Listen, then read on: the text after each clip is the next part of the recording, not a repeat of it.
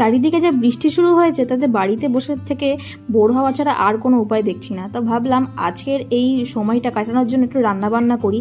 দাদা অনেক দিন ধরে বলেছিল লুচি আলুর দম খাবে, তো আজকে একটু লুচিটাকে অন্যরকম স্টাইলে বানানোর চেষ্টা করছি। তো আলুর দমের জন্য প্রথমে আলু কেটে আমি ধুয়ে নিয়েছি, আর এখানে আমি পনির লুচি বানাবো, তার জন্য পনিরের পুরটা রেডি করে নিচ্ছি। সামান্য একটু নুন, চিনি আর চিলি ফ্লেক্স দিয়ে পনিরটাকে আমি মেখে নিলাম। আর এখানে লুচির জন্য আমি ময়দা মেখে নিচ্ছি। ময়দাটাকে কিন্তু খুব নরম করে মাখতে হবে, তারপরে আমি ময়দাটাকে মোটামুটি আধ ঘন্টার জন্য রেস্টে রেখে দিচ্ছি। এদিকে আমার আলুর দমও করা প্রায় কমপ্লিট হয়ে গেছে।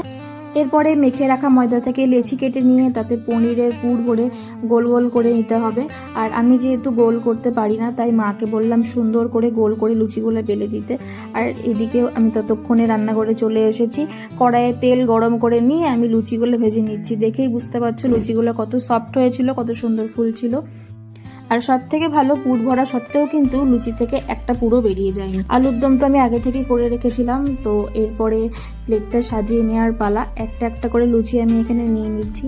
আর এটা দেখেই বুঝতে পারছো কতটা সফট হয়েছিল। আর আলুর দমটা খেতেও ভীষণ সুন্দর হয়েছিল।